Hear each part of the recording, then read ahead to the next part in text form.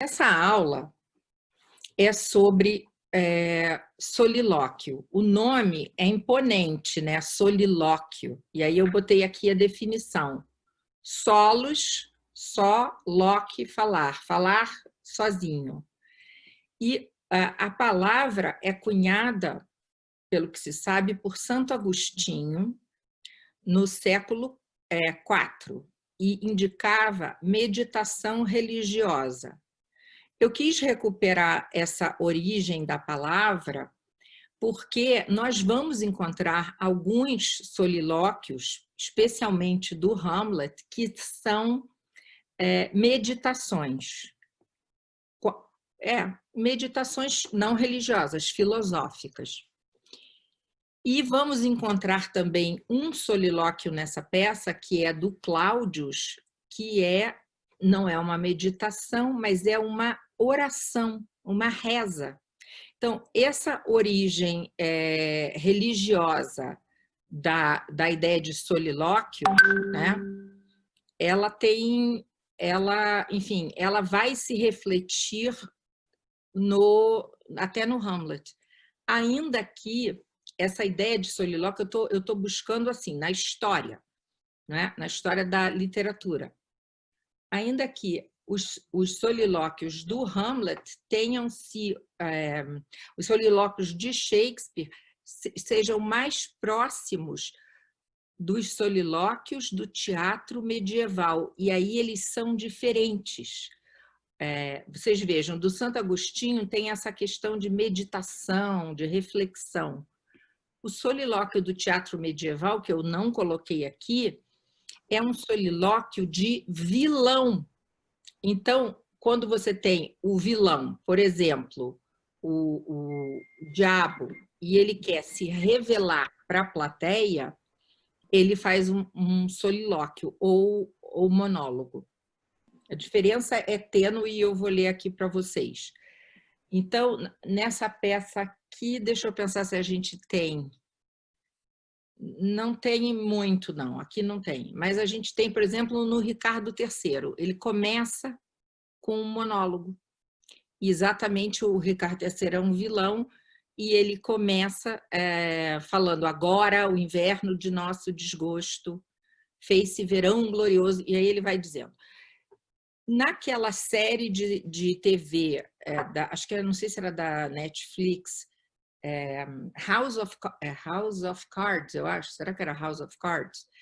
Que tinha o Kevin Spacey, que foi acusado de, enfim, teve umas acusações sexuais relacionadas a ele.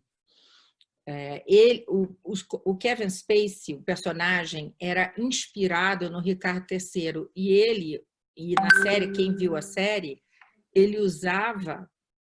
o diretor usava o personagem virar para a câmera e falar diretamente olhando para o espectador, recuperando uma prática teatral, que a gente também vai ver hoje. Bom, então vamos ver aqui a diferença entre solilóquio e monólogo. Eu acho que vocês não precisam muito saber essa diferença, mas só para, se alguém quiser saber. Liana?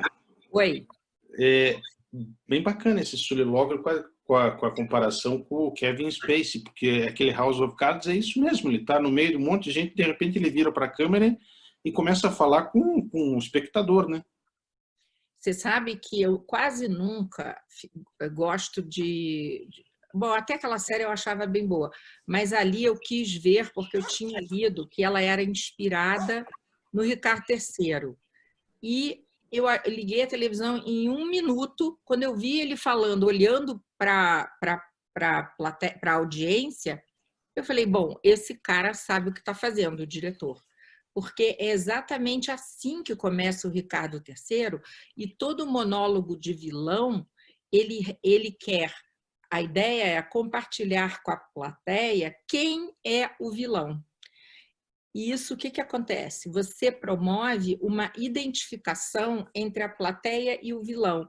Então, por mais malvado que seja o Ricardo III, ou por mais malvado que aquele personagem do Kevin Spacey fosse, pelo fato dele estar olhando para a gente, falando com a gente está compartilhando da trajetória dele, a gente acabava estabelecendo uma ligação de simpatia com ele.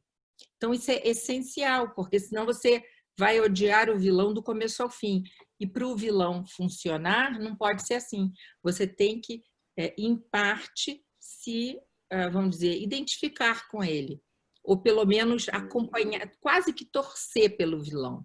E a gente fazia isso com o Kevin Spacey. Se alguém viu essa House of Cards, né? Eu esqueci como que é em português. House of Cards? É isso, né? Estou falando certo? House of Cards. Então, se alguém viu, as pessoas se identificavam com Kevin Spacey, né? E é isso que acontece no Ricardo III também. Mas, então, vou voltar aqui. O monólogo, a diferença do monólogo e do solilóquio é muito sutil. É que o monólogo é um discurso longo, comprido, mas o personagem não precisa estar sozinho no palco. E no solilóquio, a ideia é que o personagem está completamente sozinho no palco, ou, pelo menos, ele acredita que ele está sozinho. Então, no Hamlet, a gente vai ter um solilóquio, porque o Hamlet, vamos dizer assim, pensa que está sozinho, mas que, na verdade, ele está sendo observado. No filme do Kenneth Branagh, o Kenneth Branagh filma o Ser ou Não Ser dessa maneira. Ele estabelece, antecedendo a cena, que o Hamlet saiba que o rei Cláudio e o Polônios estão observando ele. E ele fala todo o solilóquio, que seria, então, estar sozinho no palco, sabendo que ele está sendo observado.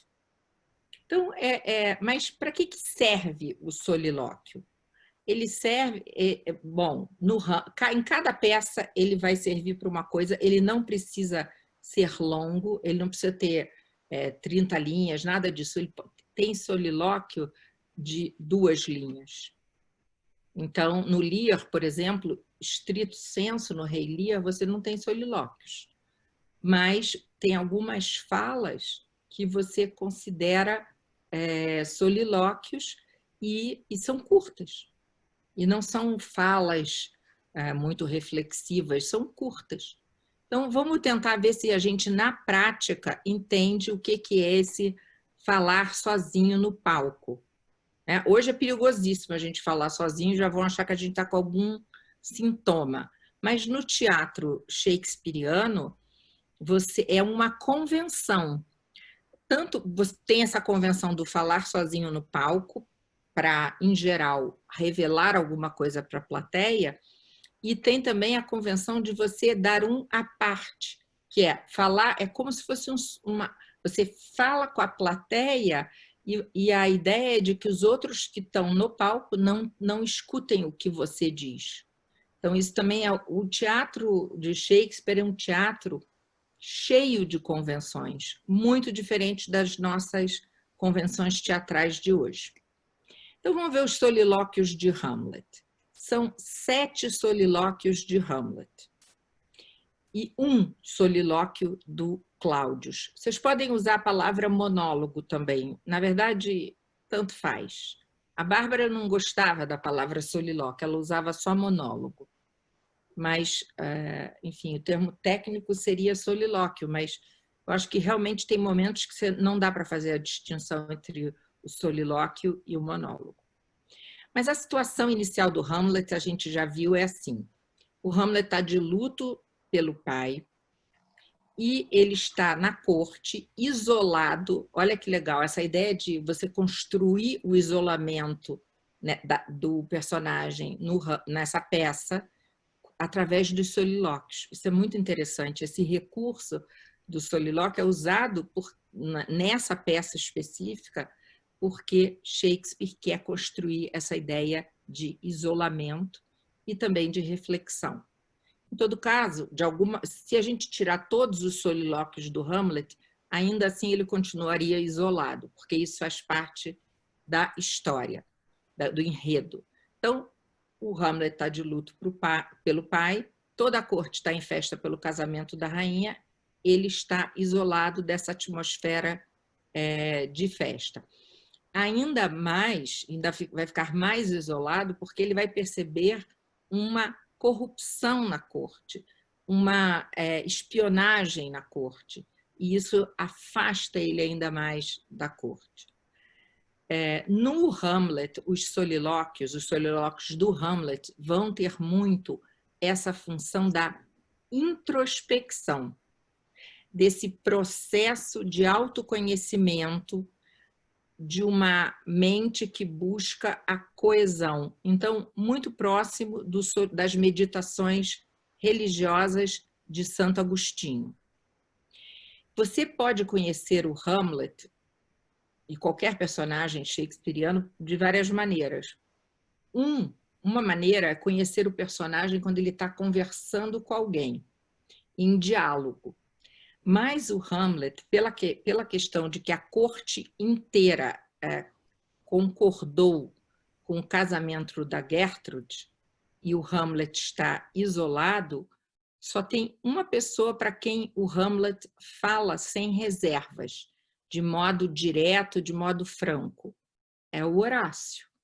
Porque possivelmente ele falava assim também com a Ofélia, mas em determinado momento da peça o pai proíbe o Hamlet, a Ofélia, de se encontrar com Hamlet.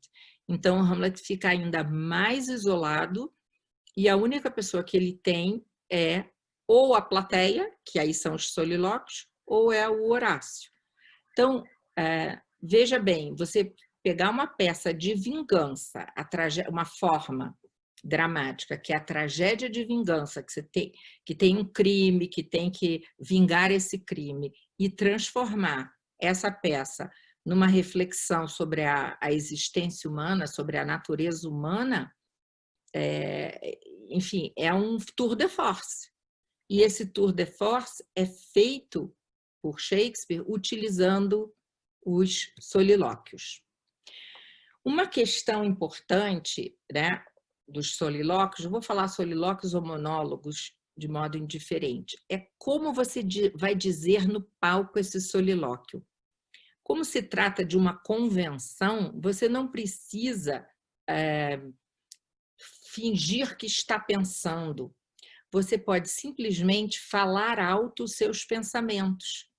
Então, é totalmente, vamos dizer, uma linguagem teatral convencionada.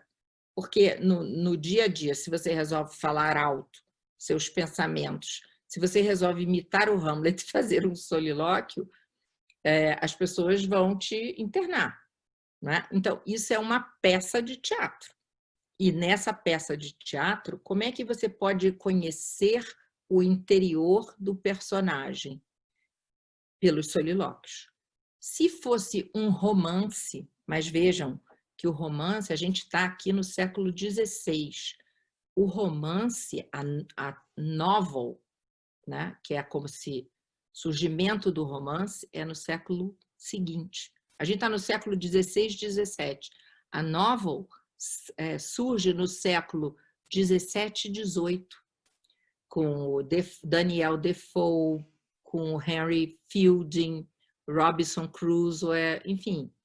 Mas é depois. E o romance, a forma literária romance, ela vai evoluindo e quando ela chega no final do século XIX, início do século XX, você tem, por exemplo, com a Virginia Woolf, com James Joyce, mas vamos ficar com a Virginia Woolf, a questão do fluxo de consciência, de você colocar uma pessoa pensando os pensamentos, às vezes, bastante desordenados no papel, no romance, não é? Isso é um pouquinho o que é o solilóquio. É essa janela para a alma da pessoa, essa janela para o interior, né? Porque como é que você vai fazer isso num palco? Fica um pouquinho artificial. Então, esse sentido de convenção é esse, é artificialidade mesmo. Não é um drama realista. Então, é até um problema, um dos problemas que o Olivier achava de colocar o Hamlet como cinema era como fazer no cinema o solilóquio. Vocês vejam que quando chega no House of Cards não tem problema nenhum, eles simplesmente olham para a plateia, o Kevin Spacey olha para a plateia e fala, mas o Olivier achava que isso seria problemático, porque naquele momento a convenção da televisão não era essa, né? Tinha outras convenções. E depois ele acabou descobrindo modos de fazer o solilóquio, e você vai ter muitos modos de fazer o solilóquio no cinema e na televisão. Bom, no teatro, como que você faz o solilóquio? Você pode fazer, na verdade, vejam bem aqui, ó, combinação de modos internalizado e externalizado. Já estou chegando na conclusão, em vez de começar. Mas é o seguinte, o modo externalizado é você falar um solilóquio de modo direto, olhando para a plateia, como faz o Kevin Spacey no House of Cards. E você partilha as palavras com a plateia. Você tenta puxar a plateia para dentro do que você está falando. Então, o ser ou não ser mesmo, você poderia falar olhando para a plateia e buscando, vamos dizer, o olhar e o entendimento da plateia. Ou você pode falar consigo mesmo, fingindo que a plateia não está ali. Esse seria o método internalizado. Você falar um solilóquio como se fosse uma espécie de meditação, não é? Uma confissão que você faz em voz alta, mas sem olhar para a plateia, e como se tivesse... Ainda assim é uma convenção. Mas o que normalmente se faz no teatro é misturar as duas maneiras, é combinar. Então, às vezes, um mesmo solilóquio, ele vai ter momentos em que o ator se vira para a plateia e compartilha aquelas palavras, e outros momentos em que o ator finge que a plateia não está ali. Tá? Então, por exemplo, a gente já viu esse segundo solilóquio no filme, depois que o Hamlet sabe pelo fantasma que foi cometido um crime, e aí ele fala, ó céus, ó terra, devo invocar o inferno. Esse solilóquio é muito difícil dele fazer partilhando com a plateia, que fica ridículo. Então, dependendo do que está sendo dito ali naquele monólogo, o ator e o diretor vão optar por um ou outro método, ou os dois métodos. A terceira coisa técnica que eu quero falar com vocês é o seguinte, para que serve o solilóquio, não é? Então, o solilóquio, eu vou mostrar aqui alguns momentos, quando o solilóquio, por exemplo, serve para expor a história, para nos trazer um enredo, ou como um momento de quebra da tragédia e introduz um elemento cômico, ou como um comentário da ação, ou como a narração ou comentário sobre algum fato que tenha ocorrido na ação. Ou, isso no Hamlet é muito importante, para retratar uma emoção. Ou para revelar um pensamento, ou para revelar um momento, uma epifania, uma revelação que a personagem tenha tido, ou uma profecia. Enfim, há várias funções. E Shakespeare não tinha um manual de dramaturgia dizendo assim, ó, as funções do solilóquio são essas. Não, ele não tinha, ele simplesmente ia explorando a forma dramática e criando com bastante liberdade. Então, o Hamlet, a melhor peça para a gente estudar as funções dos monólogos é o Hamlet, porque ele tem 8 monólogos e em cada momento a função é diferente. Eu só queria expor isso aqui para vocês, porque hoje a gente vai ver alguma dessas funções de revelação de sentimento ou de revelação de pensamento, de uma epifania, quando o personagem descobre alguma coisa interessante, ou apenas uma meditação, ou no caso do Cláudius, ele vai se ajoelhar e vai rezar, ou pelo menos tentar rezar. E ele é o vilão, não é? Então, você vai ter vários exemplos de por que os solilóquios são usados no Hamlet. Então, eu não sei se o Alexandre já está aí, deixa eu ver se ele já está. Acho que não está, né? Deixa eu ver. Alguém pode ver se ele está aí? Mas se ele não tiver, não tem problema, porque acho que não está, não. O primeiro solilóquio... Não está ainda, hein, Diana? Não, né? Não. Então, primeiro, não tem problema que esse a gente já leu. O primeiro solilóquio a gente já leu, lembram? Quando o Hamlet fala, se essa carne rude derretesse e se desvanecesse em fino orvalho. Ele nem sabe ainda que o pai foi morto pelo tio. Ele sabe que o pai morreu. Ele sabe que a mãe casou com o tio, mas o fantasma ainda não apareceu para ele. Então, esse primeiro solilóquio é logo depois daquela cena de corte, quando o Hamlet fala, parece, não senhora, não parece, não é apenas o meu casaco negro, boa mãe. Lembram dessa cena? Então, logo depois que acaba essa cena, ele fica sozinho na sala do castelo e ele fala esse solilóquio sobre... É o solilóquio mais melancólico dele, talvez. Vocês vejam bem, a gente pensa que o ser ou não ser é uma vontade de morrer ou de se matar. Tem isso ali também, mas esse solilóquio aqui, que a gente está vendo um pedacinho aqui, é o mais melancólico de todos os solilóquios. Vejam o início. Se essa carne rude derretesse e se desvanecesse em fino orvalho. Aqui sim você tem a ideia de dissolução do ser, né? Ou que o eterno Deus não tivesse oposto seu gesto contra a própria destruição. Quer dizer, Deus proíbe o suicídio na teologia cristã.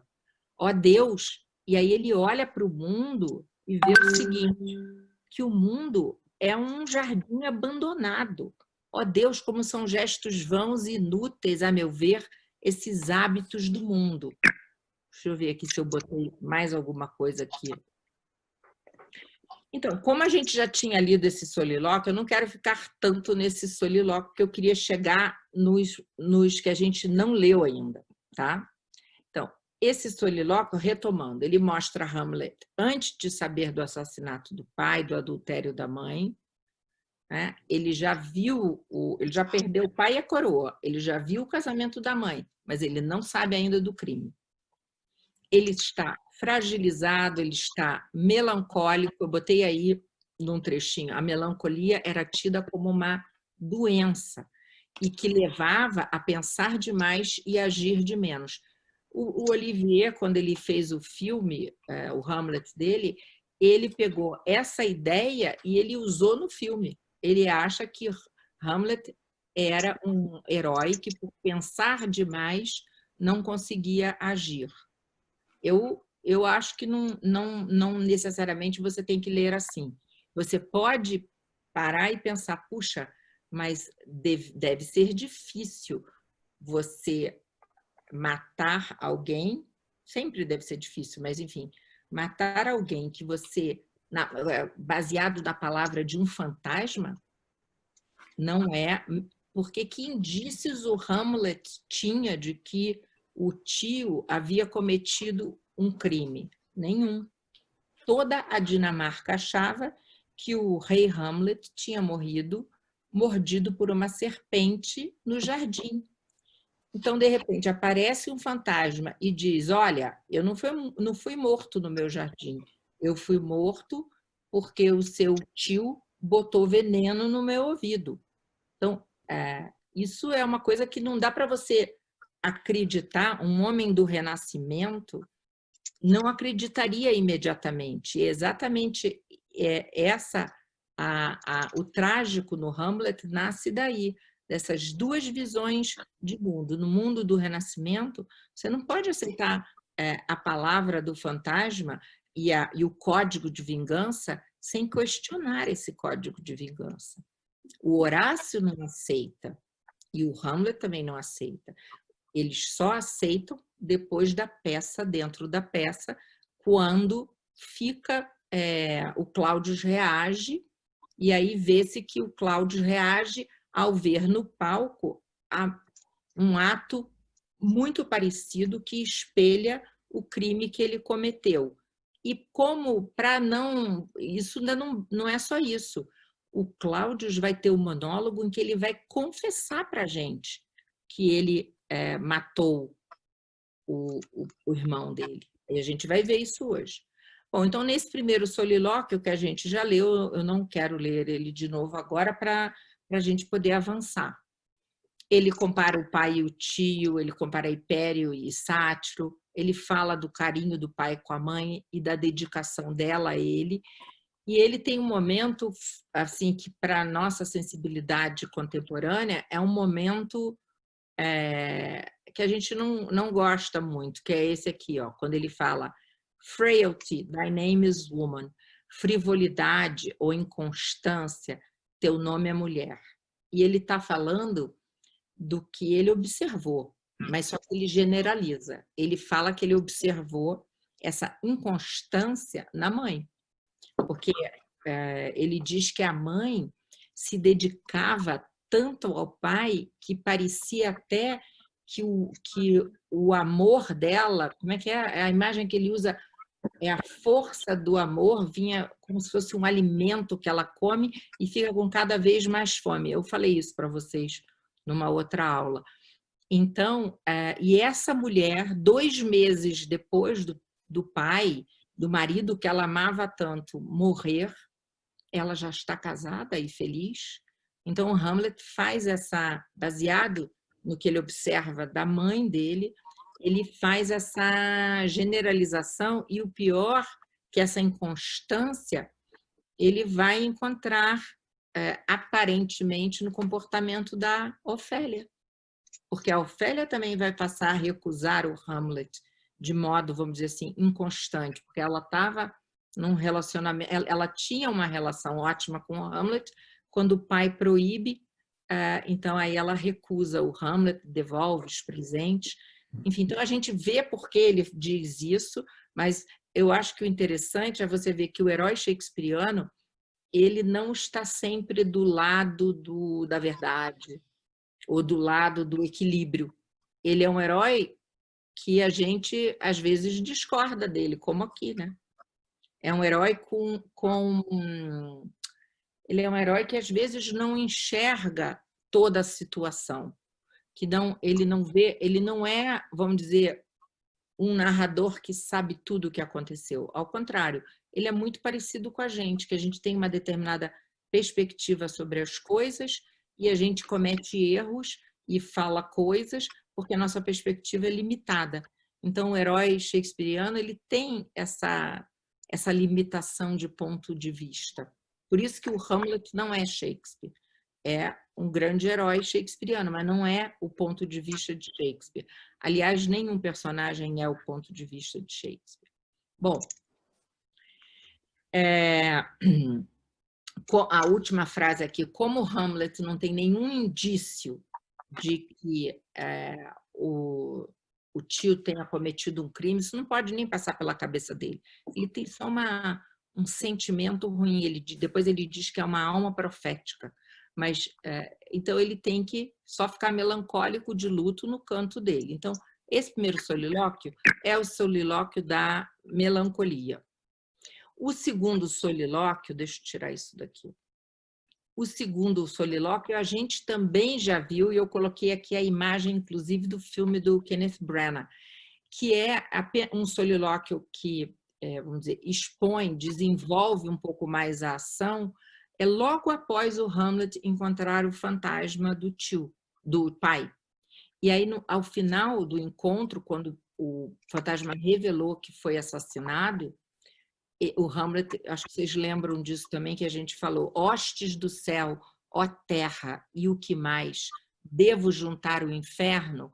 Ai, coração, não estala, nem vós, meus pobres nervos, não rompei, sustentai-me com firmeza. E aí ele está falando, como dizer, lembrando do fantasma, recordar-te, por certo, alvo fantasma. E continua o segundo solilóquio. Como a gente já viu esse solilóquio, eu achei que a gente poderia passar ele, se der tempo a gente retorna, mas passar ele um pouquinho mais rápido. Esse é um tipo, até vejam aqui a postura do Hamlet, é um tipo de solilóquio como o do Cláudio vai ser depois, de oração. Né? Ele é como se ele é, inclusive o ator se ajoelha, não é? E parece uma oração, né? Exceto que ele menciona o inferno, mas é ele está perplexo, querendo uma orientação. Enfim, esse é o segundo solilóquio. O terceiro solilóquio a gente não leu ainda. É um solilóquio em que o Hamlet se autorrecrimina. Eu botei aqui o trechinho em inglês, What a rogue and peasant slave am I, né? Então, olha aqui o trechinho que eu botei aqui, né? Empurrado à minha vingança por céu e inferno, deva como uma prostituta, e ele continua, deva como uma prostituta aliviar meu coração apenas falando. É um solilóquio em que ele se autorrecrimina porque o tempo passou e ele ainda não resolveu o problema da vingança. Então, ele se autorrecrimina, mas ele ainda não tem certeza. Ele ainda não tem certeza sobre a palavra do fantasma. Ele ainda não encenou a peça dentro da peça que vai confirmar que o fantasma era um fantasma honesto. O que é interessante nesse solilóquio é que é um solilóquio de autoagressão. É o momento em que o Hamlet se agride, ele se descontrola emocionalmente, ele se recrimina pela demora em executar a vingança. E uma coisa que eu acho assim incrível nesse solilóquio é isso aqui, ó. Ele usa 18 vezes a palavra eu. Em português, a correspondência não vai ser exata, porque a gente tem o sujeito oculto. Mas em inglês são 18 vezes que ele usa eu, 13 vezes que ele usa my, meu, e 3 vezes o me. Em português é um pouco diferente, por causa de cada tradução vai ser um pouquinho diferente. Então, ele faz 34 referências a si mesmo, né, nesse tom de autoagressão, de exagero, de descontrole emocional. E no meio do solilóquio, é um momento em que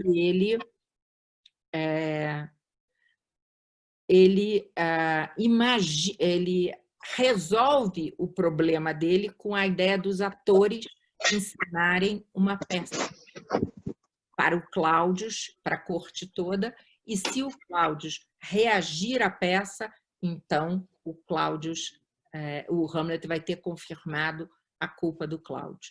Nós que somos a plateia, a gente vai ter outra confirmação além dessa, mas o Hamlet tem essa confirmação. Então, no momento em que ele fala, em português não estou lembrando agora, mas em inglês é about my brain, o cérebro pensa, e aí ele volta a usar a razão e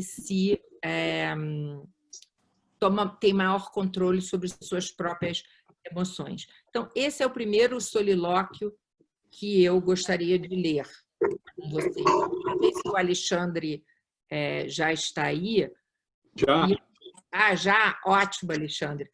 E é o seguinte, ó, gente, a gente vai ler esse solilóquio, o Alexandre vai ler para a gente esse terceiro solilóquio.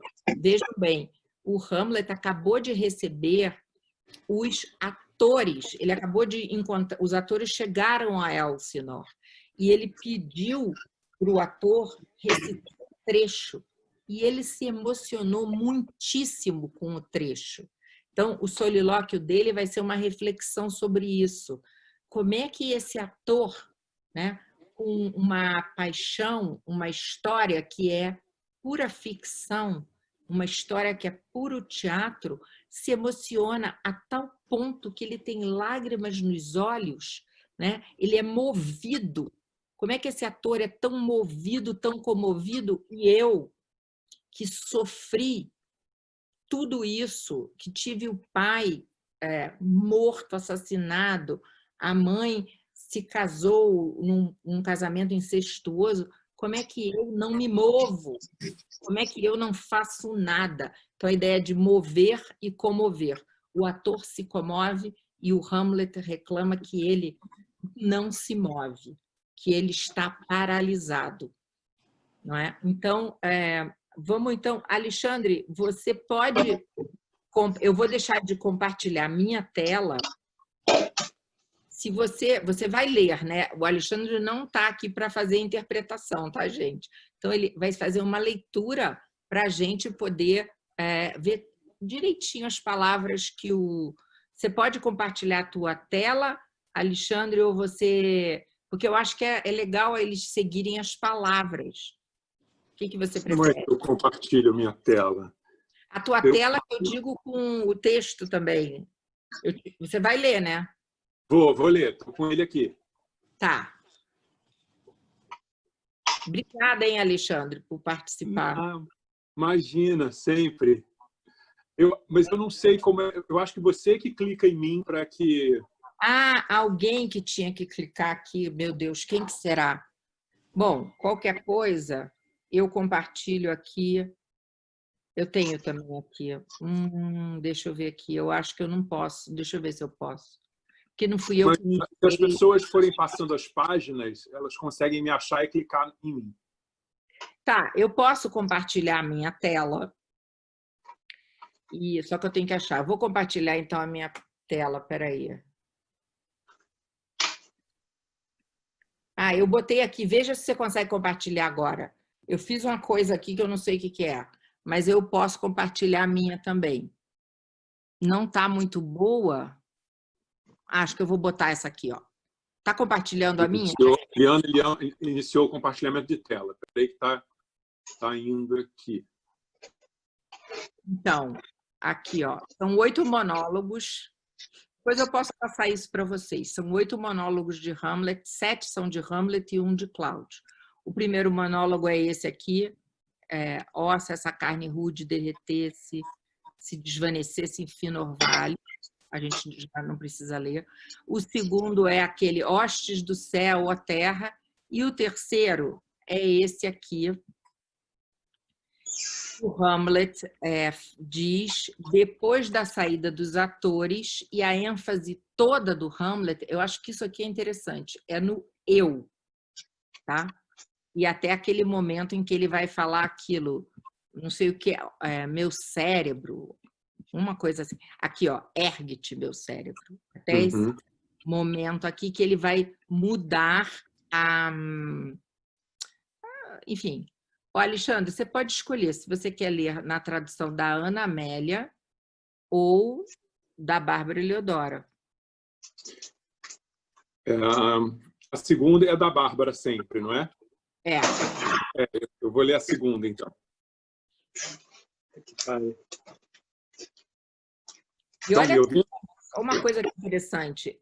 Aqui, Shakespeare sempre dá a dica para a gente se o ator está sozinho ou não no palco. Aqui, ó, estou sozinho. Vem cá, para minha tela ficar maior, o que eu tenho que fazer, hein? Tá boa a tela assim? Tá boa, gente?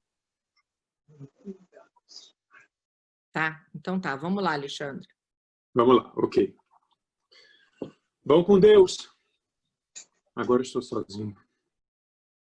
Que camponês canalha e baixo eu sou. Não é monstruoso que esse ator consiga, em fantasia, em sonho de paixão, forçar sua alma e assim obedecer-me, a ponto de seu rosto ficar pálido?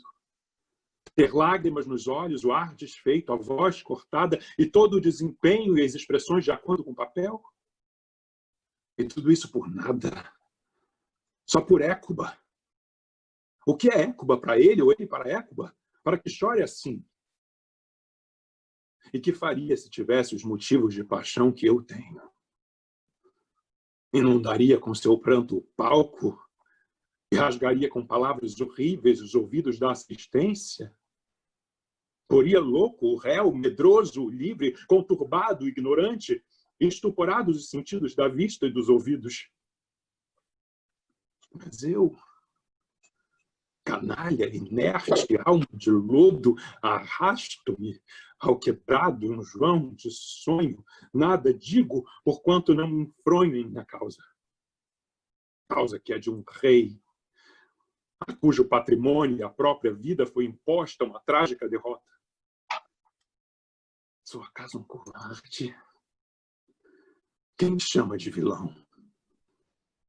Quem me parte o crânio e arranca as barbas para em rosto me lançar?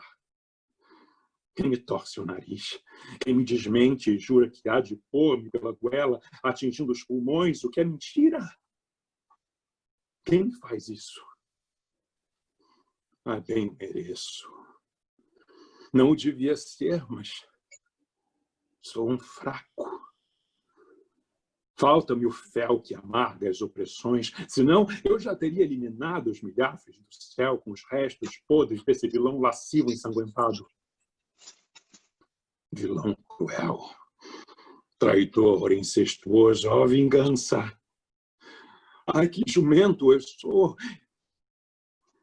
Isso é decente que eu, filho de um pai assassinado, chamado a agir por anjos e demônios, qual meretriz, sacie com palavras meu coração com as pragas das rameiras e das escravas. Ai, que asco! Mas ergue-te, meu cérebro. Ouvi dizer que quando os malfeitores assistem a uma peça que os imita, sentem na alma a perfeição da cena e confessam de súbito os seus erros, pois o crime de morte tem ter língua falar com o milagre de outra voz. Esses atores diante do meu tio repetirão a morte do meu pai. Vou vigiar-lhe o olhar, sondá-lo ao vivo, se trastejar. Eu sei que o farei. Eu sei o que farei. O fantasma talvez seja um demônio, pois o demônio assume aspectos vários e sabe seduzir. Ele aproveita essa melancolia e essa fraqueza, já que domina espíritos assim para levar-me à danação. Preciso encontrar provas menos duvidosas. É com a peça que penetrarei o segredo mais íntimo do rei. Ótimo, ótimo, Alexandre. Muito obrigada. Vocês vejam, se a gente está lendo sozinho, eu não sei se a gente consegue... Liana, desculpe interromper, mas veja, as únicas pessoas afora você, que você e o Alexandre, são duas, ou é Flávio, ou é Maria Célia. Você não poderia fechar esses microfones, porque eu confesso, uma leitura tão bonita dessa foi prejudicada, em parte, aí, com esse barulho, né? É isso mesmo, Rubens. Eu até botei na conversa o Flávio e a Célia estão com os microfones abertos. Eu vou desativar o som do Flávio. Deixa eu ver o da Célia se eu consigo desativar. Espera aí. É só... Ui, espera aí. Ih, gente, não estou conseguindo desativar o dela, espera aí. Eu também achei isso. Célia já está desativado agora. Quem? O dela? Não, Célia. Maria Célia aqui está aberto. Para mim continua aparecendo. Como é que eu faço? Aqui, ó, é que não está me dando Espera aí. Tornar, colocar... não está me dando a possibilidade... Olha aqui, ó, aqui eu ativo e desativo. Ah, vocês não estão vendo a minha tela, né? Tá, mas você desativou ali, mas é aquela última, iPhone de Maria Célia continua ligado. Não sei por que eu não estou conseguindo desativar. Ah, não, esse aqui, ó, Maria Célia Mitre está desativado. É esse aqui que eu não sei de quem é. Hum? É o último da última página e também mais uma Eu acho que é pessoa. do Solar. Deve ser de alguém, não sei. Não sei de quem é esse aqui. Bom, vamos ver se vai... Desculpe interromper. Desculpe, Não, foi muito Não. bem Alexandre. mesmo. Desculpe, Alexandre. Imagina. Alexandre, foi muito bem lido. Se der, ele lê de novo. Tá? Abusa dele hoje. Então, gente, olha que coisa. Eu estou ainda compartilhando a minha tela, né? Olha que coisa interessante aqui. Nesse terceiro monólogo, eu marquei até aqui ergue-te, meu cérebro, me torce, me... E no próximo monólogo, que já é o ser ou não ser, ele já não está mais tão centrado em si mesmo, ele já não está tão desesperado, ele não está se recriminando tanto. E então, o que eu estou querendo dizer é o seguinte: primeiro, muita gente acha que o ser ou não ser, o Hamlet está olhando a caveira. Ele não está olhando a caveira no ser ou não ser. A cena da caveira é no cemitério, primeira coisa. Então, não é esse momento do ser ou não ser. E a outra questão ele sai um pouco, esse monólogo é tão amplo, ele funciona tão bem para todos nós, para qualquer situação, que justamente você não vai ter tanto eu. Ele sai do centramento em si mesmo, do mergulho, da autorrecriminação, e começa a olhar o mundo em torno, e as coisas que ele vai falar não são as coisas que ele só as coisas que ele experimenta. Ele adquire, o Hamlet, nesse momento, uma capacidade de filosofar mesmo, de ter um olhar mais amplo do que o próprio eu. Eu não fiz isso, eu não fiz aquilo. Ele consegue olhar e observar o mundo e ver o andamento do mundo, o que todo mundo sofre. Ele consegue sair um pouco do sofrimento dele. Tá? Então, eu vou pedir... mais uma coisinha que eu ia falar também, a questão do ser ou não ser, não é só morrer ou viver. Isso, aliás, a Bárbara que falava, olha, ser ou não ser não é só viver ou morrer. Ser ou não ser há modos de você não ser, de você ser que são equivalentes ao não ser.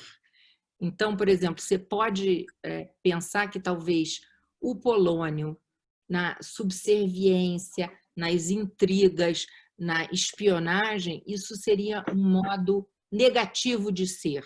Seria uma espécie... Agora isso foi aberto de novo, gente. Seria uma espécie de... não consigo. Seria uma espécie de não ser. Esse aqui, ó, que a gente não consegue. Essa pessoa aqui que eu não sei quem é.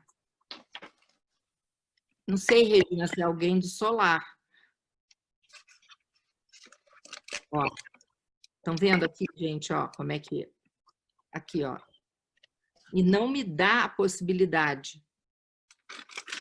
Tem um microfonezinho ali do lado, mas... Não, desse aqui não aparece para mim. Pois é, não aparece. Esse aqui, todos aparecem. Aparece, peraí, olha aqui, ó, como esse não aparece. Eu clico e não aparece. Vamos ver. Qualquer coisa eu removo e a pessoa volta depois para a sala.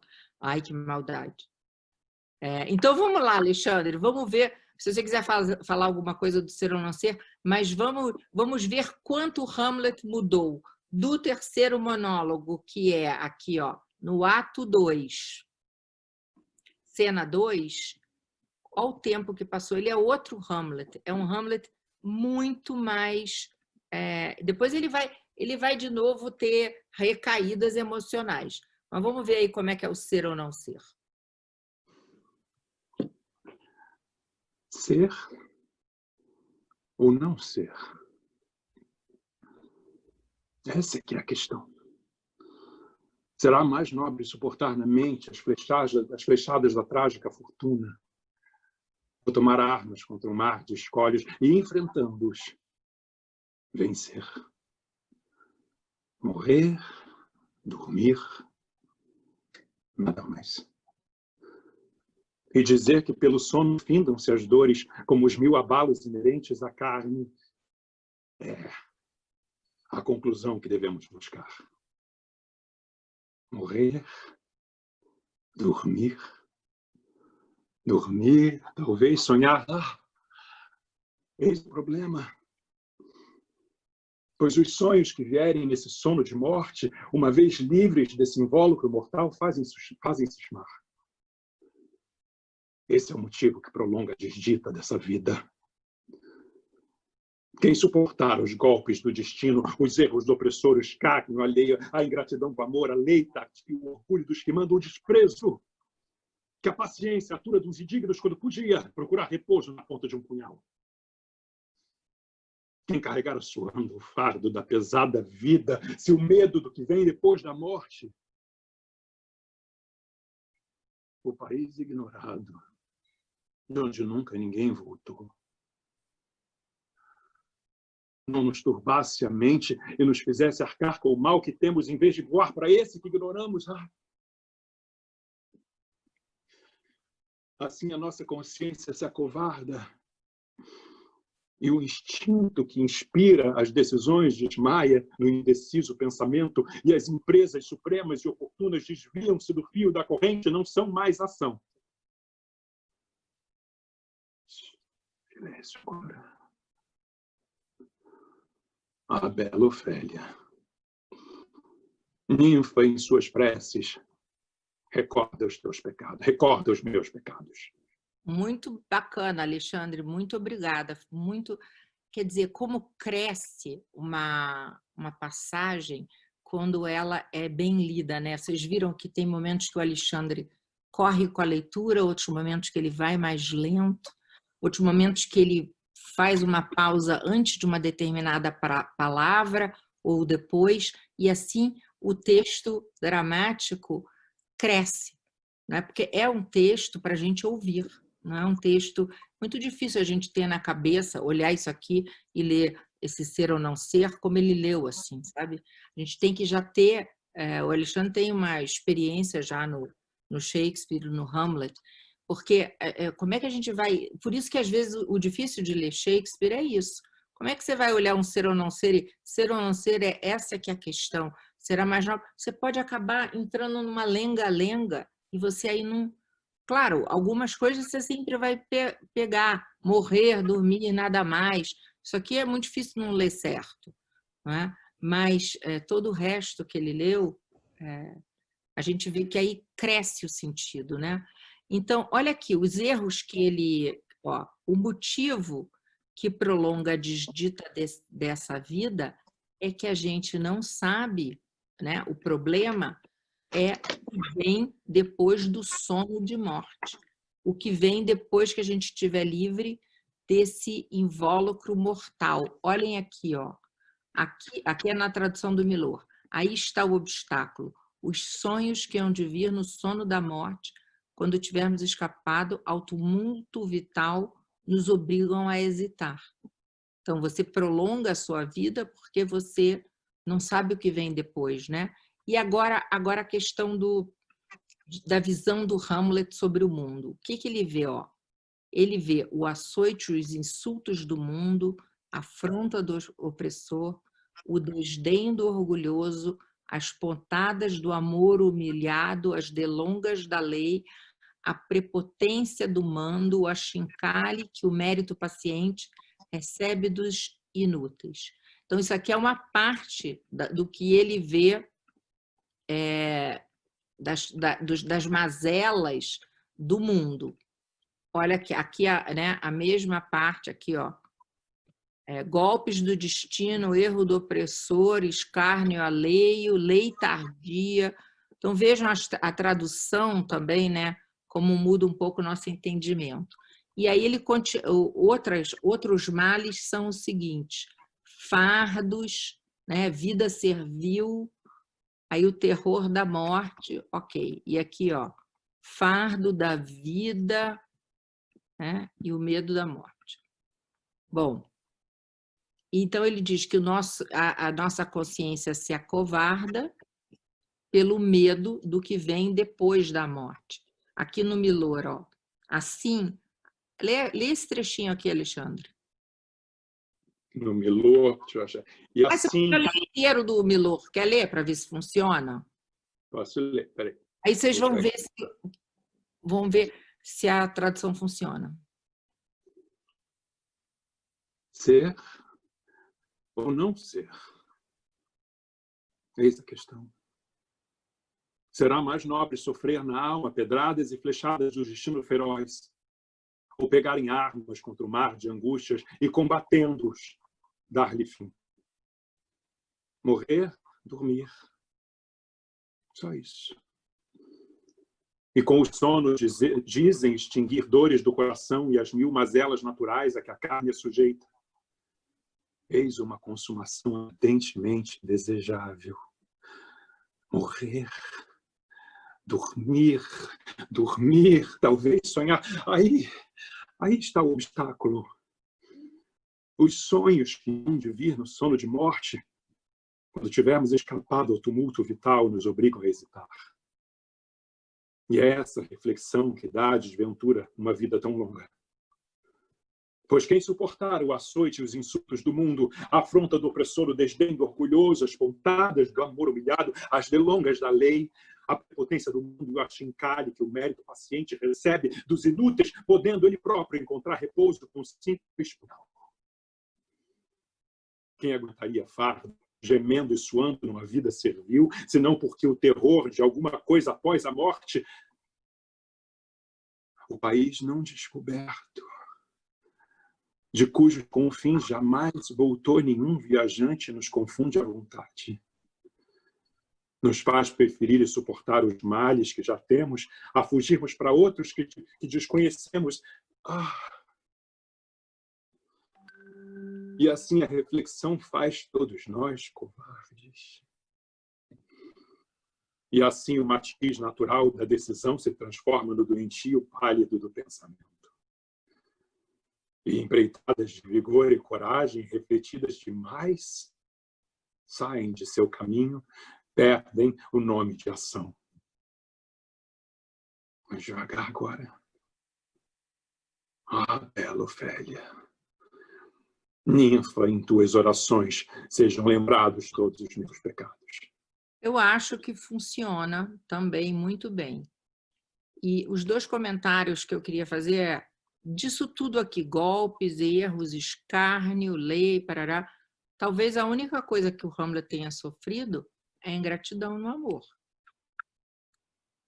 Golpes do destino. Não sei, né? Teve o crime do pai, mas eu acho que a lei tardia, enfim, orgulho dos que mandam, esses não são os males que um príncipe enfrenta, exceto talvez pela ingratidão do amor, certamente, porque a Ofélia deixa de recebê-lo. Outra coisa interessante do monólogo é isso aqui, ó, o país ignorado, o país não descoberto, cujos confins nenhum viajante voltou. Gente, o fantasma voltou, né? Então, quer dizer, não tem que ter uma... Estou querendo dizer o seguinte, não tem que ser... Isso aqui não é um tratado filosófico, assim, no sentido de um tratado filosófico tradicional da filosofia. Você pode entender uma visão filosófica de Shakespeare, mas não é determinado personagem ou outro, não são que coloca determinados conceitos ou não. Então, essas inconsistências, né? Mas como? Acabou de voltar o fantasma de um país ignorado, do purgatório, talvez. O Hamlet encontrou esse fantasma. Não interessa. O que ele está dizendo é que ele saiba, que ele tenha certeza, ninguém nunca voltou para contar como é do outro lado, né? Então, enfim, aqui a gente já teve 2 leituras, as 2 funcionam. Aqui o Hamlet sai da ideia de eu sou, eu, do outro monólogo, né? Meu, minha, e vai para uma coisa geral. um olhar mais geral, mais contemplativo do que é viver nesse mundo, né? Nesse mundo com flechadas da fortuna, com um mar de escolhos, com um mar de angústias, enfim.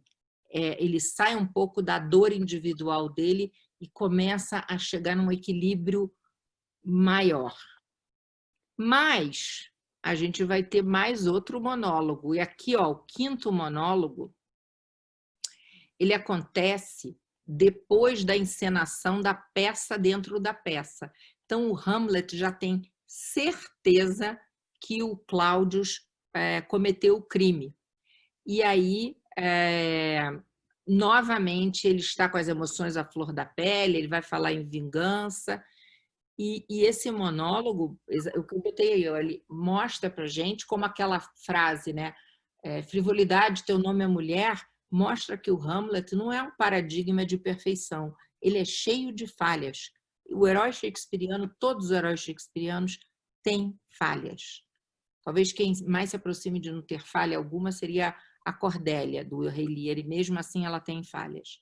Então, Alexandre, não gosto muito desse monólogo, mas é curtinho, vamos ler então, só para a gente não pular nenhum. Tá bom. Deixem-me só, amigos. Agora chega a hora maligna da noite, quando as campas se abrem e o próprio inferno inspira seu hálito mefítico no mundo. Agora eu poderia beber sangue quente e perpetrar horrores de abalar o dia, se ele visse... Calma. Vamos à minha mãe. Ó, coração, não esquece tua natureza. Não deixa que a alma de Nero entre neste peito humano. Que eu seja cruel, mas não desnaturado. Minhas palavras serão punhais lançados sobre ela, mas meu punhal não sairá do coldre. Que neste momento minha alma e minha língua sejam hipócritas. Por mais que as minhas palavras transbordem em desacatos, não permita, meu coração, que eu as transforme em atos. Então, aqui é o Hamlet vingador. A gente está vendo aqui uma faceta do Hamlet. Em cada monólogo, a gente vê uma faceta diferente. Aqui é o Hamlet vingador. A gente vai rever isso aqui. Aqui, novamente, é um Hamlet que está no ímpeto. Esse monólogo, o quinto e o sexto, um se segue ao outro. Então, é o seguinte, o Hamlet está... Espera aí, eu acho que eu vou ter que interromper o compartilhamento para vocês entenderem. Espera aí, cadê? Meu Deus do céu, onde é que está meu... Não é isso aqui, não é isso aqui. O meu... Gente, só um minuto aqui, não sei onde eu botei isso aqui. Acho que é isso aqui. Não, eu queria voltar no meu PowerPoint, não estou conseguindo. É isso aqui. Tá, vou voltar no meu PowerPoint, tá? Então, esse aqui era o terceiro solilóquio. Aqui o quarto, que é o ser ou não ser, como a gente falou, ele já usa ele ainda usa eu, mas já adota o nós, né? Então, ele recupera essa capacidade de refletir sobre o todo, né? Esses males que ele elenca, só a ingratidão do amor se aplicariam a ele. Então, a ideia de que ele reconquista algum equilíbrio, alguma capacidade de um raciocínio um pouquinho mais frio. Mas, em seguida, aqui eu botei no filme do Brennan, se vocês quiserem ver quais são os minutos. Mas, em seguida, no quinto solilóquio, que é depois que Alexandre acabou de ler, que é depois da peça dentro da peça, quer dizer, depois que o Hamlet confirmou o crime do Claudius, olhem isso aqui que eu anotei que é interessante. O Hamlet sabe agora que o Claudius matou o pai dele, mas o Claudius sabe que o Hamlet sabe. Então, o Hamlet passa a ser um alvo para o Claudius, não é? E, novamente, nesse momento, é esse aqui que o Alexandre leu. Agora chega a hora maligna da noite, tá? Bom, agora a gente vai para o solilóquio do Cláudio, quando o Cláudio está ajoelhado, rezando e tentando se redimir dos pecados. Obviamente, ele sabe que ele cometeu o crime. E o Cláudio vai falar sobre a impossibilidade do perdão dos céus. E mais do que... só que o Hamlet não ouve o que ele fala. Só quem ouve o que o Cláudio fala somos nós, a plateia. Então, esse é um monólogo que é, ao mesmo tempo, uma reza, uma oração, e também ele revela o vilão.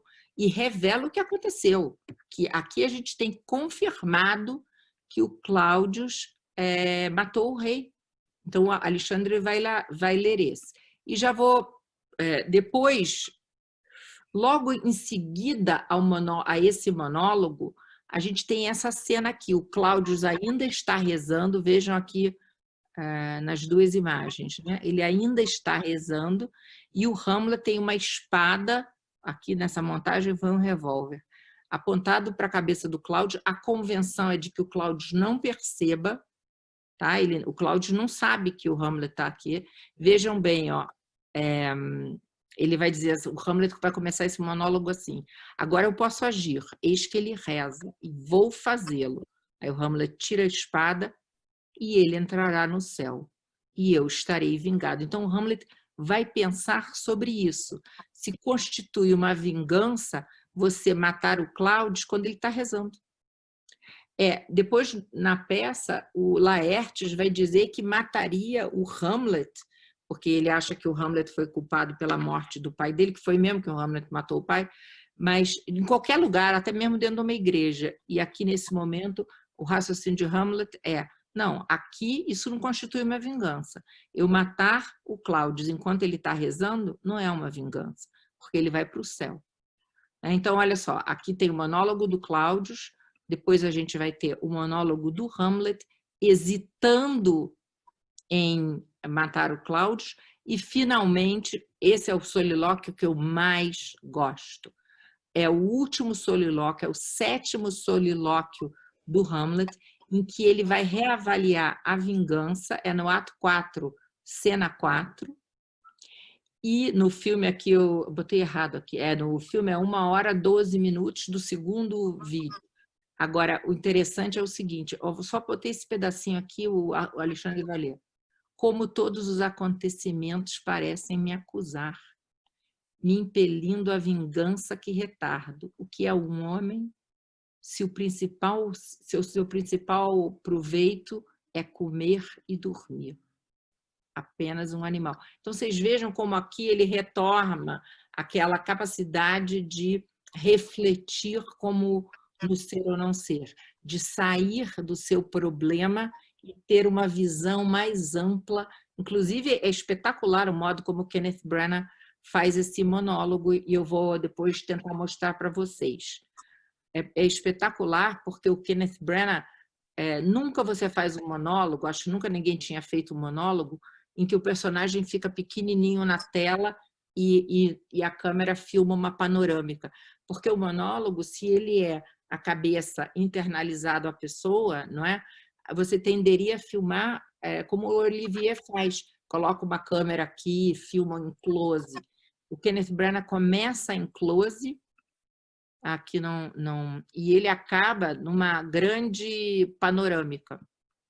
Então, Alexandre, vou botar então os monólogos, espera aí, eu tenho que compartilhar outra tela. Vou botar aqui os 3 últimos monólogos, né? Então, espera aí, é o 5º do Cláudio. Cadê o do Cláudio? O do Cláudio está aqui, eu botei depois. Ó.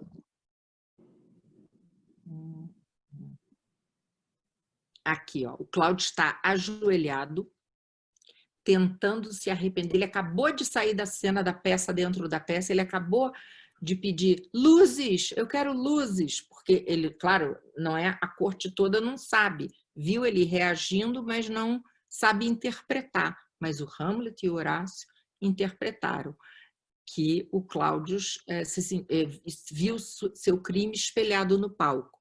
Mas isso não basta, porque Shakespeare faz o Cláudio confessar para a gente.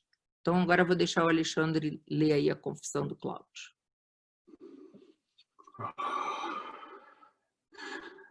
Meu delito é fétido, fedor que chega ao céu. Pesa sobre ele a maldição mais velha, a maldição primeira a assassinar um irmão. Não consigo rezar, embora a inclinação e a vontade imensa. Mas se a vontade é grande, minha culpa é maior. Como homem envolvido numa empreitada dúplice, hesito e paro sem saber por onde começar, e desisto de ambas. Mas mesmo que esta mão maldita tivesse sua espessura duplicada pelo sangue fraterno, será que nesses céus clementes não haveria chuva bastante para lavá-las de novo brancas como a neve?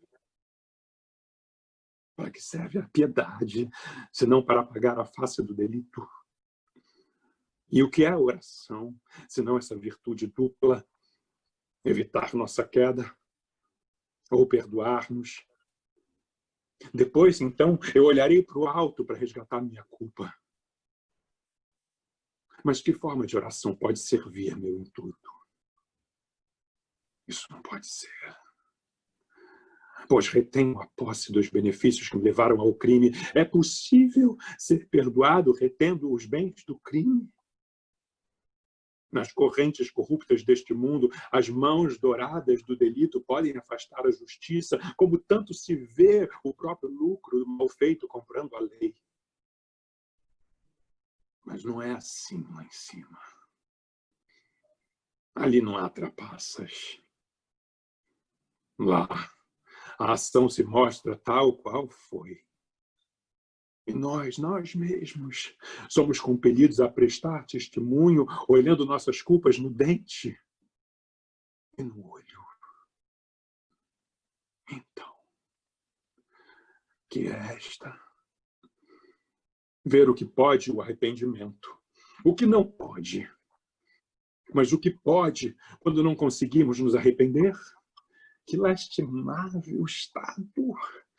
Peito negro como a morte, a alma cheia de visgo, cuja luta para ser livre ainda embaraça mais. Socorro, anjos! Um esforço por mim. Dobrem-se, joelhos orgulhosos, corações de tendões de aço, fica suave como a carne tenra do recém-nascido. Tudo pode sair bem. Então, aí ele, né, aqui está dizendo que ele se ajoelha, né, e aí entra o Hamlet, e é aquele outro monólogo que o Alexandre vai ver agora. Mas vejam o seguinte, ó, aqui é uma forma de oração, é o Cláudio tentando se arrepender, mas o raciocínio dele, né, primeiro ele confessa o crime, ó, a primeira maldição, Caim e Abel, né, assassinaram um irmão, né? Segundo, ele confessa que ele está tentando rezar, mas não consegue, né? Terceiro, a culpa é enorme, né?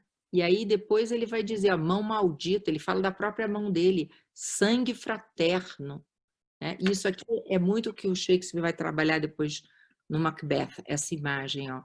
Será que nesses céus clementes não haveria chuva bastante para lavar essas mãos de novo brancas como a neve?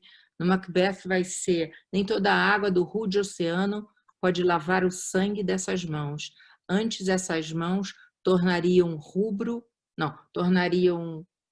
o verde. Quer dizer, tornariam o mar, que é verde, rubro de sangue. Quer dizer, o crime do Macbeth é tão enorme que ele, ao lavar as mãos no oceano, tornaria todo o verde rubro. É a mesma ideia daqui, né? Só que aqui é chuva para lavar e não o oceano, né? Então, ele questiona aqui o Cláudio a piedade, se a piedade apaga o delito, né? Uma oração sem virtude adianta, né? Aí o raciocínio dele é o seguinte, se eu retenho os benefícios do crime, eu não posso ser perdoado. Ele faz a pergunta, mas na verdade ele acha que não dá, né? E ele mesmo, o corrupto, nos diz, né? Queria que todos os corruptos fossem assim. Nas correntes corruptas desse mundo, as mãos douradas do delito podem afastar a justiça, né? Comprando a lei. Então, aqui, esse é o mundo do Hamlet, não é? Mas lá em cima, no céu, não há trapaça. Quer dizer, o interessante é que é o vilão confessando isso tudo para a gente, né? E fazendo, atestando a corrupção do mundo, não é? Aí ele pede para os joelhos se dobrarem, se ajoelha. Bom, a ironia disso aqui tudo é o seguinte, agora o Alexandre vai ler o do Hamlet. A gente sabe que o Cláudio não está conseguindo rezar. Peraí, cadê o do Hamlet? É depois? É. Não é aqui. Não é antes. É antes, né, que eu botei. Deixa eu ver, esse aqui é o 7º, que eu mais gosto. Aonde que está? Está no 7º. Ah, não, no 7º não. O 7º é o 6º. Eu sei, mas está escrito como aqui, 7. é esse aqui, ó, 6º monólogo. Hamlet vai ser chamado para o quarto da mãe, ele vê no caminho Cláudio ajoelhado, rezando. Sim. Aí esse é o que o Hamlet... A gente viu que o Cláudio não está conseguindo se arrepender, não está conseguindo rezar. E o Hamlet, ainda assim, não vai matá-lo, achando que... Essa que é a ironia dramática. O Hamlet, com a espada sob a cabeça do Cláudio, não mata o Cláudio, ele perde a oportunidade. Aí ele vai para o quarto da mãe e quando o Polônios mexe atrás da cortina, ele mata o Polônios, achando que é o Cláudio. Agora, o raciocínio do Hamlet está aqui, e o Alexandre lê para a gente. Agora posso agir. Eis que ele reza, e vou fazê-lo. E ele entrará no céu, e eu estarei vingado. Mas pensemos. Um vilão mata o pai. E, em consequência, eu, seu único filho, o criminoso, mando aos céus. Isso não é vingança. É paga engano. Ele colheu meu pai forte, nutrido, em plena floração de seus pecados, na flor de maio. E só os céus conhecem como se deu suas contas ao Criador. Mas nessas condições, bem refletindo, pesa o castigo. E estarei eu vingado, levando, quando está purgando a alma, preparado e disposto para o transe? Não. A autoespada traz maior violência quando vires dormindo, embriagado, no prazer incestuoso do seu leito, jogando, blasfemando ou cometendo um ato que não tenha salvação. Derruba-o, então, de pernas para os céus, e que sua alma seja negra e horrenda como é o inferno. Minha mãe me espera. Este remédio um pouco mais afasta o fim da tua vida tão nefasta. Quer dizer, qual o raciocínio do Hamlet? Ele não mata o Cláudio nesse momento, ele diz, não, autoespada. Por quê? Porque ele quer matar o Cláudio, não quando ele está rezando, porque aí ele vai direto para o céu. Ele quer matar o Cláudio quando ele estiver dormindo, embriagado. Agora, isso aqui é no prazer incestuoso do seu leito, o Hamlet vai entrar no quarto do Cláudio. São perguntas que ficam assim, mas o que quer dizer é que, isso aqui, ó, jogando, blasfemando, né, no gozo incestuoso do seu leito. Então, quer dizer, num ato que não tenha realmente sombra de dúvida de que ele vai para o inferno, não é? É isso que o Hamlet quer. Então, aqui ele é o vingador que quer fazer uma vingança que leve o Cláudio ao inferno. Aí, a ironia dramática, a gente já viu que o Cláudio, né, estava tentando rezar, mas aqui ele diz, ele confirma, né, o Hamlet sai de cena e o Cláudio diz: voa a palavra, a ideia jaz no chão. Jaz no chão. Palavras ocas nunca aos céus irão. Né? Minhas palavras voam, meu pensamento lhes é infiel. Palavras assim jamais chegam ao céu. Quer dizer, as palavras que ele tentou rezar não correspondem à ideia. Então, ele nunca será... Então, ele realmente não conseguiu se arrepender. E o Hamlet se tivesse matado o Cláudio aqui, teria matado num ótimo momento. Bom, agora vamos para o 7º monólogo, que é o monólogo que eu acho mais lindo. Eu vou fazer 2 coisas, vou atrasar um pouco a aula hoje, gente. O Alexandre vai ler esse monólogo antes do Hamlet embarcar para a Inglaterra, ele ver Fortinbras ao longe passar com seu exército. E aí ele reavalia a questão da vingança. E esse é o último monólogo do Hamlet. Depois disso, ele vai para a Inglaterra, aí volta depois e aí executa a vingança. Então, vamos ouvir esse último monólogo. Todos os acontecimentos parecem me acusar, me impelindo à vingança que retardo. O que um homem cujo principal uso e melhor aproveitamento de seu tempo é comer e dormir? Apenas um animal. É evidente que esse que nos criou com tanto entendimento, capazes de olhar o passado e conceber o futuro, não nos deu essa capacidade e essa razão divina para morfar em nós sem uso. Ora, a não ser por esquecimento animal ou por indecisão pusilânime nascida de pensar com excessiva precisão nas consequências, uma meditação que, dividida em 4, daria apenas uma parte de sabedoria e 3 de covardia. Eu não sei porque ainda repito. Se tenho razão e vontade e força e meios para fazê-lo. Exemplos grandes quanto à terra me incitam. Testemunha este exército tão numeroso e tão custoso, guiado por um príncipe sereno e delicado, cujo espírito, inflado por divina ambição, é indiferente ao acaso invisível e expõe o que é mortal e precário a tudo o que a fortuna, a morte e o perigo engendram, só por uma casca de ovo. Ser verdadeiramente grande é não se agitar sem uma causa maior, mas encontrar motivo de contenda numa palha quando a honra está em jogo. Como é que eu fico, então? Eu, com um pai assassinado e uma mãe conspurcada, excitações do meu sangue e da minha razão, deixo tudo dormir? E para minha vergonha, vejo a morte iminente de 20.000 homens que, por um capricho, uma ilusão de glória, caminham para a cova como quem vai para o leito, combatendo por um terreno no qual não há espaço para lutarem todos, nem há tumba suficiente para esconder os mortos. Ai, que de agora em diante meus pensamentos sejam só sangrentos, ou não sejam nada. Eu acho esse monólogo espetacular pelo seguinte, porque ele em si é contraditório. Primeiro, eu acho que é espetacular por essa reflexão, né? O que é um homem, se seu grande bem é dormir e comer. Isso aqui é espetacular, né? O que é um homem... Eu acho até melhor a tradução da Ana Amélia aqui, ó. Porque ficou muito...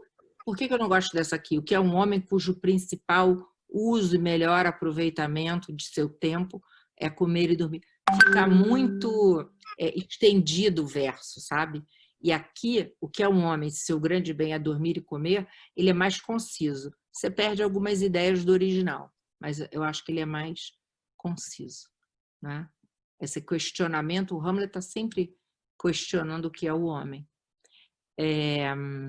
E aí a outra coisa que eu acho interessante é o seguinte, ó, ele diz isso aqui, ó, exemplos, né, me incitam a agir.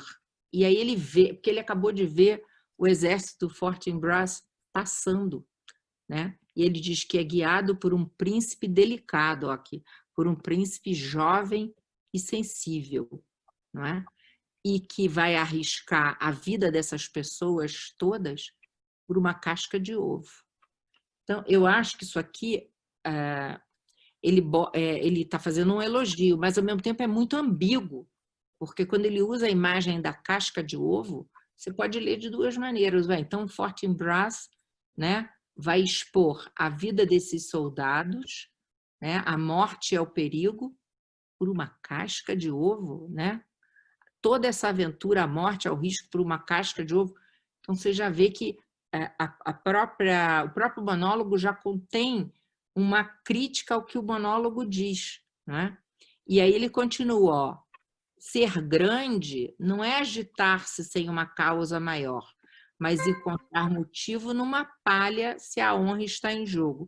Então, ele está dizendo, ó, o Fortinbras é grande, porque ele se bate por qualquer coisa, por uma palha, se a honra está em jogo. Mais adiante, um pouquinho, ele fala assim, ó, para vergonha minha, a sorte absurda de 20.000 soldados. O Milor disse, a morte iminente de 20.000 soldados, que por causa de um sonho ou da promessa de uma glória vão para a tumba como para o leito. Lutam por um pedaço de terreno onde não cabem os seus corpos. Então, aqui, ó, caminham para a cova como quem vai para o leito, combatem por um terreno no qual não há espaço nem para todos lutarem, nem dá cova suficiente para todo mundo. Então, novamente, eu acho que Shakespeare ele coloca pensamentos aqui, no monólogo mesmo, que se contradizem. Na verdade, a pergunta que fica para vocês é, o Hamlet está ou não está elogiando o Fortinbras? Então, aqui eu vou mostrar... Ui, peraí, eu acho que eu não compartilhei até... Estou compartilhando, gente? Estou, né? Tá. Peraí. Não é essa aqui, não. É aqui, ó, que eu quero mostrar para vocês. Peraí. Não, aqui ele está... Deixa eu me lembrar aqui. Saiu do quarto da mãe. Um pouquinho mais aqui, ó. Peraí, não é... Ué, cadê? Peraí, gente, aconteceu um... Não é... Estava marcado o negócio, mas não é aqui, não. Ah, o meu compartilhamento está pausado. Peraí. Peraí, gente, desculpe aqui. Eu compartilhei errado isso aqui.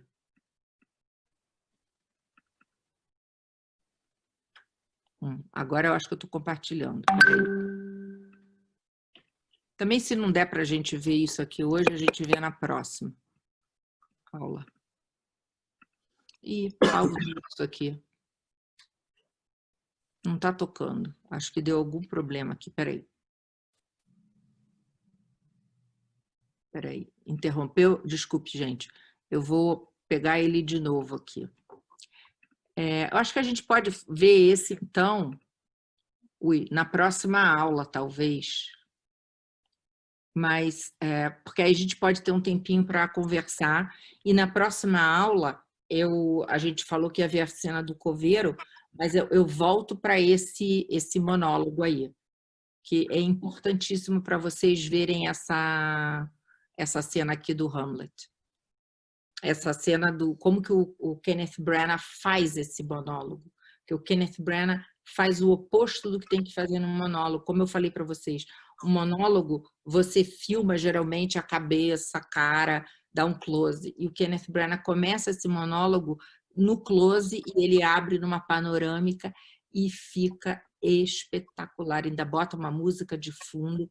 Eu vou mandar para vocês, mas eu quero ver junto com vocês. Porque sabia que, não sei ainda bem a teoria, mas eu acho que existe uma teoria que se você está lendo junto ou está vendo junto uma determinada obra, é outra obra que você vê. Porque parece que a gente fica meio desativado, o nosso cérebro fica meio desativado se a gente está lendo sozinho, mas se você está com outras pessoas fazendo a leitura, é outra ativação, é outra inteligência que se processa. Parece que mesmo na internet, é uma energia coletiva, é uma inteligência coletiva. Então, vamos fazer o seguinte, a gente começa... Debord fala disso na Sociedade do Espetáculo, Liana. Quem que fala? Diz, vivo para o olhar dos outros. Mas eu acho que não é no sentido só do olhar, assim, no sentido de você se mostrar para os outros, não.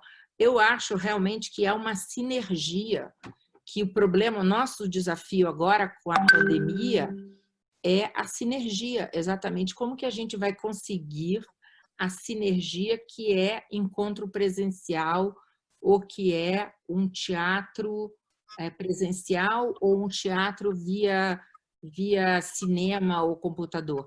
Vocês sabem que eu tive já experiência, vi algumas peças agora online, assim, mas no momento que elas estão, as pessoas estão todas vendo juntos, as peças já aconteceram, estavam gravadas, mas você vendo todo mundo junto, as pessoas ficam comentando e, de fato, acontece uma sinergia de um entendimento. Eu achei isso incrível.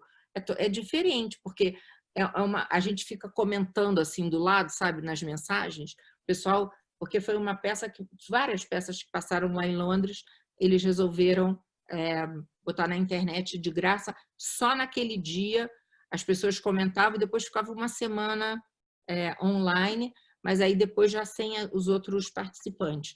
E quando você via sem os outros participantes, parece que só o fato de você saber que tem outras pessoas naquele momento vendo com você é outro engajamento que você tem. Isso é uma teoria que eu estou fazendo, hein, gente? Não sou muito da teoria, mas essa aqui é a teoria total, assim. Então, eu queria, deixar aberto para vocês comentarem ou perguntarem, ou aproveitar também que o Alexandre, agradeço muito ele ter feito essa excelentes leituras, não são interpretações, mas eu que tenho que fazer isso. Excelente a tua leitura hoje, muito boa, traz realmente levanta o texto da página, porque o problema do teatro é esse, que a gente não tem dentro da gente, exceto os atores, um leitor, um ator, né? Apesar que a gente é ator, mas enfim, todo mundo, mas a gente não tem essa... E o Alexandre tem, e outros que são atores ou diretores, ou quem lê muito teatro, já tem. Então, nós somos basicamente leitores de romance.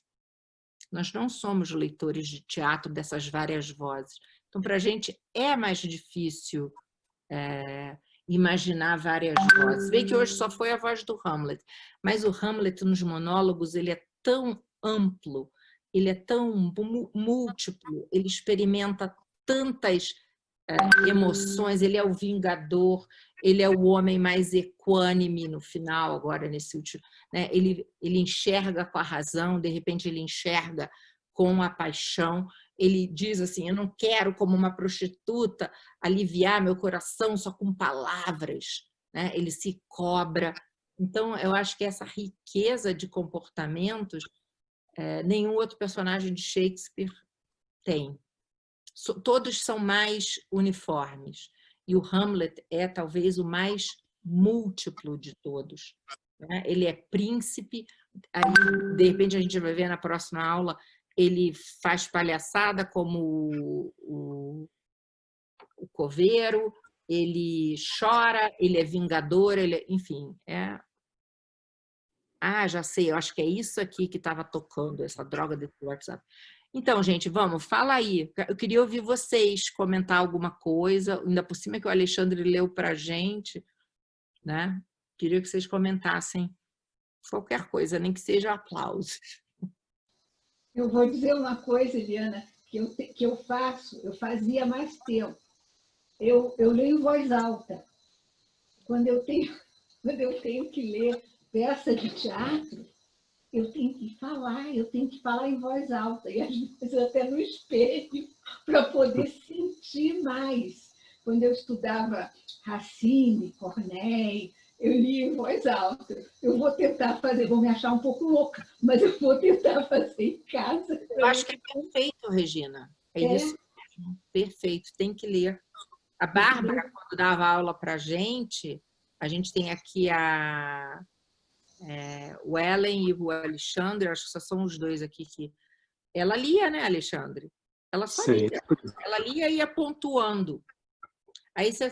mas a Bárbara não vai dar... Ela nem dava essas teorias aí que eu estou dando, mas a leitura dela era muito boa. Né? A pontuação que ela fazia, e aí se você perguntasse alguma coisa, obviamente ela sabia tudo, mas enfim... o que era o exercício que ela achava que era o teatro, era essa leitura. E ler em voz alta é importantíssimo, porque a leitura silenciosa, ela tem data para começar. Ela não é uma coisa que vem lá de trás. As pessoas liam em voz alta mesmo. E é um aprendizado. Quando você lê em voz alta, parece que você consegue entender melhor o que está acontecendo, como se você estivesse na própria história. Talvez seja isso que a Bárbara quisesse proporcionar, né? Eu acho que você encarna também, não é? Você encarna aquele personagem, aquela paixão, e aí você adota aquele ritmo de falar, aquele vocabulário, aquela pontuação. Acho que isso aí E aí é bom que a gente se exercita um pouco, né, Regina? Mas minha leitura, Liana, eu várias vezes me peguei lendo alto o texto. Alto não, mas lendo. Eu tenho a impressão que quando você lê um pouco alto, você se ouve também. E você interpreta o texto de uma outra forma. Pode ser que você não esteja lendo tão corretamente, mas você ouve, então você percebe o texto de uma outra forma. Sim. Agora, o que eu acho assim que vocês vejam, a gente leu esses textos aqui hoje. Imagina isso dito em inglês no teatro. Porque se a gente estava vendo, estamos estudando a peça, estamos lendo, e já é um pouco difícil de acompanhar, os raciocínios são extremamente complexos, você não consegue acompanhar tudo que está ali, você não absorve de uma vez, você pode reler e ler outra vez. Essa dificuldade é a dificuldade que os ingleses também têm ao ir ao teatro. Eles vão ao teatro, se eles não conhecem a peça, o Hamlet eles conhecem, mas, enfim, uma peça menos conhecida de Shakespeare principalmente, porque as peças contemporâneas, elas são mais, vamos dizer, em termos de linguagem, de complexidade linguística, acho que elas são mais simples. Shakespeare é poesia, e vejam bem quantas ideias nesse último monólogo, né? Você não consegue, só voltando e marcando, né? Mas, ao mesmo tempo, você não consegue entender o todo racionalmente, mas você recebe uma outra informação que é a emoção do ator, né? E nessa emoção, acho que o que falta de entendimento, às vezes, de uma determinada linha, você compensa na emoção do ator. O Laurence Olivier diz que para fazer o Otelo, por exemplo, ele teve que aprender a descobrir um tom, não sei se era barítono, uma coisa, porque ele achava que o Otelo tinha que falar naquele tom. Então, ele foi atrás daquele tom. E cada pessoa tem um modo, né, porque, às vezes, o que você fala, você bota no papel, parece meio sem sentido, mas na hora que você fala aquele sem sentido com ritmo, com ênfase, ele ganha significado. O significado vai estar no gesto, no ritmo, na pausa, não só na escolha de palavras, não só na escolha lexical. O problema é que Shakespeare se comunica com a gente de várias maneiras. Então, essas falas, a gente está vendo aqui basicamente texto, mas já deu para notar pela leitura do Alexandre, né, que tem pausa, que tem um monte de coisa embutida no texto dramático, diferente da experiência de você ler um romance.